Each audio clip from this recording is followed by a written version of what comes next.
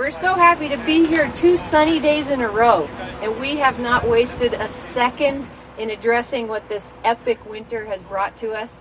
Yesterday, in terms of water, we did a press event talking about the spring runoff and our management of our water systems here. But today, I'm here to tell you that just yesterday, our crews filled 1,300 potholes. In the year of 2022, Salt Lake City crews filled almost 18,000 potholes. But just this year, January through March, they filled almost 19,000 potholes. 1,300 more yesterday, and this week alone, our crews will fill, are we safe to say it, 6,000 potholes just this week. And this is an event that we hope to make an annual tradition here in Salt Lake City. We had to push it off a couple of weeks this go-around. We meant to launch a few weeks ago, but as you know, there were a few snowstorms that were not insignificant. And it's those very snowstorms whose water we need so desperately that's also making our roads incredibly difficult to navigate.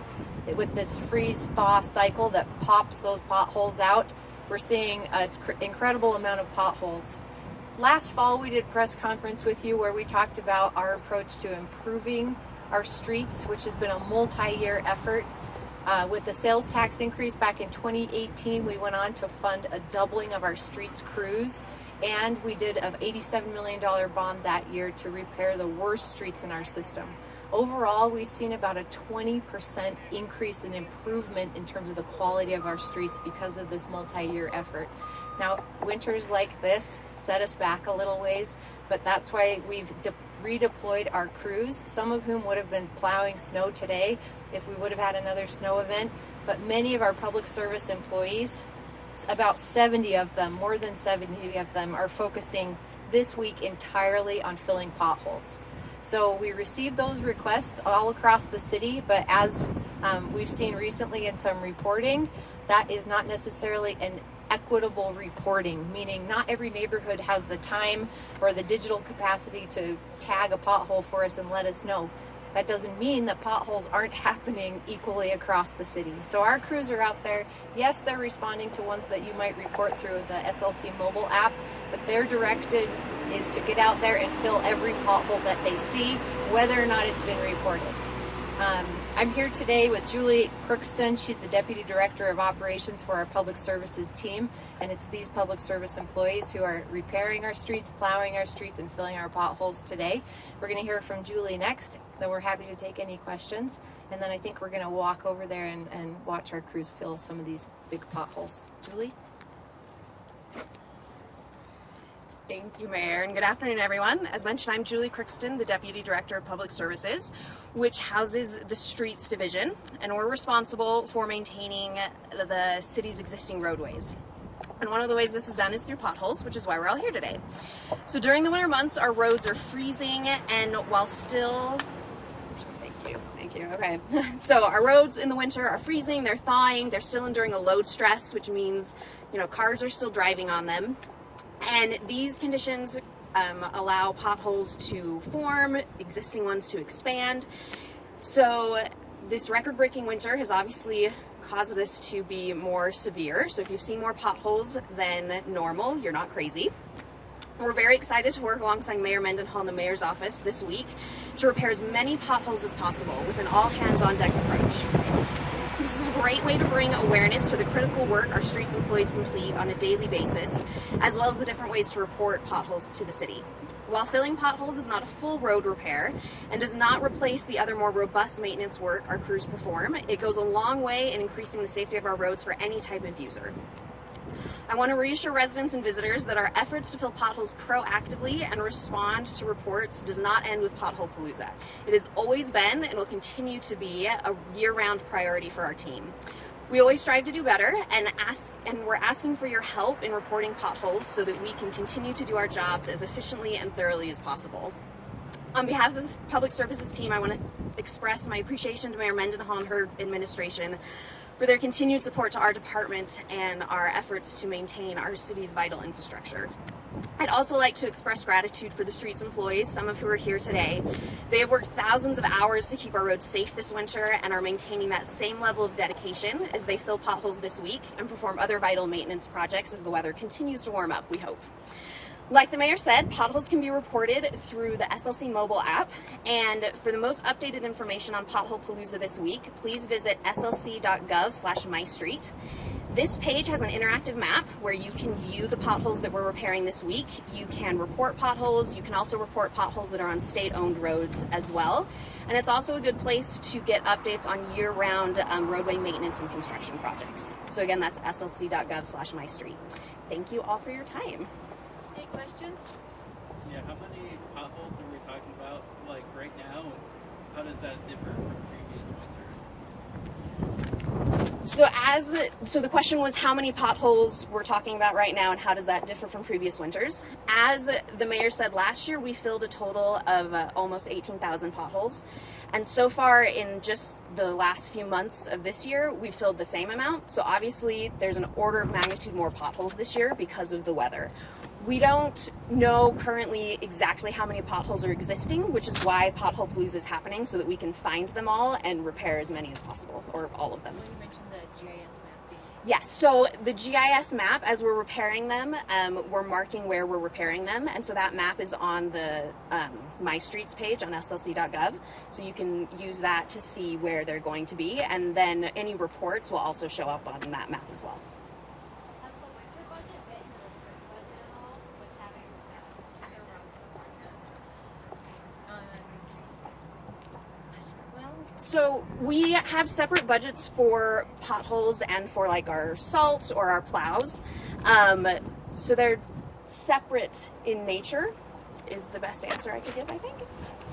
Yeah, I'm building the budget right now for this coming, we're on a fiscal year budget, and it does shake out pretty evenly when we go farther into the winter and we end up delaying on some of the costs associated. It's really a lot of the same employees though. So if there's snow fighters in the winter, there's street builders in the summer. How much does it cost to fill in a pothole? Have you ever put a per hole cost on it? Yeah, I don't think we've ever done a per hole cost on potholes. But I was going to say that there's a cost exchange when we extend the lifetime of a roadway by maintaining some of these sort of more minor health issues, so to speak. And when we don't do our slurry seals and our pothole recovery, then that road decays faster and there's ultimately a greater cost. So while there is a cost up front, it's about good health and maintenance of the roads, and it saves us money in the long run. Did you have another question? Was there any area in particular you guys got a lot of calls out? In terms of reporting, that's just people report what they see, but we do know that, for example, concrete roads don't have potholes just the same as asphalt roads. So the more industrial parts of the city with concrete roads won't have as many potholes. And then the bench, where there is just more snow, will receive more potholes because there's more freeze and thaw cycle, because that's a heavier issue up there. Mayor, could you speak again about where the funding is coming from specifically? Sure, yeah. So we dedicate, as I said, from an employee perspective, this is the same bunch of employees. We're not ramping up with temporary staffing or anything. Many of the same people who are snow fighters in the winter are our streets crew in the summer. They're professionals at keeping the roads clean, but that also has an impact on their quality. Those plows are heavy and they have an impact on the quality of the roads. Then in the summer, they're the very same people. And in a way, when I've done ride-alongs with the snow fighters, I think that they handle the roads as snow fighters in a more conscientious and maybe even a more delicate way than if we had completely separate entity, or we outsourced our snow plowing and had different individuals building the streets. So they're very good at both ends of the spectrum. The cost simply of asphalt is something we build into our budget every year. This didn't require a budget amendment. It's something that we've planned for it, we have the funding to do, and I'm going to plan to do it again next year as well. So Pothole Palooza then doesn't add any extra cost to your budget? That's right. It's really a generous focus by our public services team, who has concentrated more employees than we typically would in any given week to repairing and filling potholes. We've taken them off of whatever other streets related duties they would be doing, and they're exclusively focusing on potholes. How many employees is that? Just about 70. You said you guys budget asphalt wise. Do you know how much you guys did budget for asphalt? Jorge, or we can get that to you. Yeah. At our asphalt budget, Jorge's our director of public services, and he could probably look it up for you before we go. And you said you've already filled the same amount of potholes in the last 3 months as you did. Yeah, about 1,000 more in the last 3 months than we did in the total of last year. And so that's a testament to the severity of the winter we had. Mayor, are there any plans to offer the mobile app in Spanish or other languages? Yes. Are those in the works right Yes, we actually, it's in the works right now. We hired a language access coordinator last year, and they're helping us, among other city platforms, to transform into Spanish, and hopefully in the future also other languages. Yeah. Talking about those inequities that you were bringing up in this reporting process, what are some of the other ways of getting to people, whether it's age or technology, that they're unable to report? In terms of reporting potholes, Yeah. well, I'll let you receive that one. So potholes can be reported in a few different ways. One is the mobile app. One is also the website that was mentioned. You can also call in to the streets office and you can report a pothole that way, so you can do it verbally. And we also have an email that you can email as well if that's your preferred mode of communication. You could also visit the streets office if you wanted, but phone would probably be easier. And we can get you that phone number afterwards as well. I don't have that one memorized yet, but Okay, you ready? You didn't know this, but you're actually all gonna pick up shovels and fill up the potholes. Just kidding. You're not. Yes, if you fill a pothole, I'll get you one.